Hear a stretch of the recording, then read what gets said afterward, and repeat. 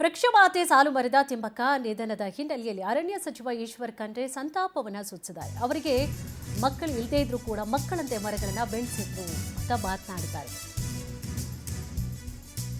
ಅರಣ್ಯ ಸಚಿವ ಈಶ್ವರ್ ಖಂಡ್ರೆ ಅವರು ಸಂತಾಪವನ್ನು ಸೂಚಿಸಿದ್ದಾರೆ.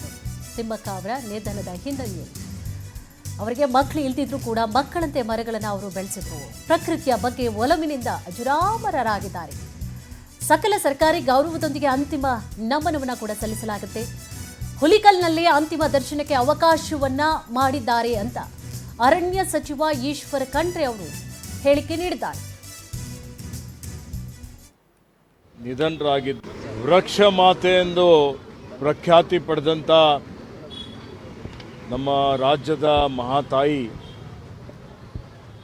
ವೃಕ್ಷ ಮಾತೆ ಸಾಲು ಮರದ ತಿಮ್ಮಕ್ಕನವರು ಇವತ್ತು ಅಪೋಲೋ ಜಯನಗರ ಸೂಪರ್ ಸ್ಪೆಷಾಲಿಟಿ ಆಸ್ಪತ್ರೆಯಲ್ಲಿ ಇಂದು ಮಧ್ಯಾಹ್ನ 12 ಗಂಟೆಗೆ ನಿಧನರಾಗಿದ್ದು ಅತ್ಯಂತ ದುಃಖದಿಂದ ಈ ಒಂದು ಸಂದೇಶವನ್ನು ನಾನು ಸರ್ಕಾರದ ವತಿಯಿಂದ ಕೊಡಲಿಕ್ಕೆ ಬಯಸ್ತಾ ಇದ್ದೀನಿ.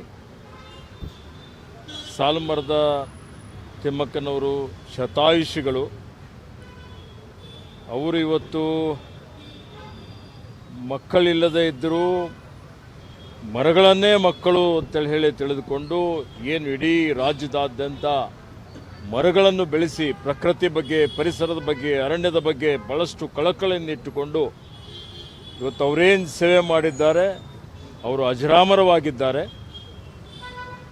ಸಾಲು ಮರದ ತಿಮ್ಮಕ್ಕ ತಾಯಿಯವರಿಗೆ ಇವತ್ತು ಅನೇಕ ರೀತಿಯ ಒಂದೇನು ಪದ್ಮಶ್ರೀ ಪ್ರಶಸ್ತಿ, ಡಾಕ್ಟರೇಟ್ ಪ್ರಶಸ್ತಿ, ರಾಜ್ಯೋತ್ಸವ ಪ್ರಶಸ್ತಿ, ನಾಡೋಜ ಪ್ರಶಸ್ತಿ, ಅನೇಕ ಕೇಂದ್ರೀಯ ವಿಶ್ವವಿದ್ಯಾಲಯದಿಂದ ಡಾಕ್ಟರೇಟ್ ಪ್ರಶಸ್ತಿ, ಹಲವಾರು ಪ್ರಶಸ್ತಿಗಳು ಅವರಿಗೆ ದೊರಕಿದ್ದಾವೆ. ಇವತ್ತು ಅವ್ರ ಬಗ್ಗೆ ಎಷ್ಟು ಹೇಳಿದ್ರು ಕಡಿಮೆನೇ ಇದೆ. ಕರ್ನಾಟಕ ಸರ್ಕಾರ ಇವತ್ತು ಅವರ ಹೆಸರಿನಲ್ಲಿ ಪಠ್ಯಕ್ರಮದಲ್ಲಿ 1ನೇ ತರಗತಿಯಿಂದ PUCವರೆಗೂ ಅವರೇನು ಸೇವೆ ಮಾಡಿದ್ದಾರೆ, ಯಾವ ರೀತಿಯಲ್ಲಿ ಮರಗಳ ಬಗ್ಗೆ, ಪರಿಸರದ ಬಗ್ಗೆ ಅವರಿಗೆ ಕಳಕಳಿ ಇತ್ತು ಅನ್ನುವಂಥದ್ರ ಬಗ್ಗೆ ಯುವಕರಲ್ಲಿ, ವಿದ್ಯಾರ್ಥಿನಿಯರಿಗೆ ಅರಿವು ಮೂಡಿಸುವಂಥದ್ದಕ್ಕೆ ಇವತ್ತು ಪಠ್ಯಕ್ರಮದಲ್ಲಿ ಸೇರಿಸಿದಂಥದ್ದು ಎಲ್ಲರಿಗೂ ಗೊತ್ತಿದ್ದ ವಿಷಯವಾಗಿದೆ.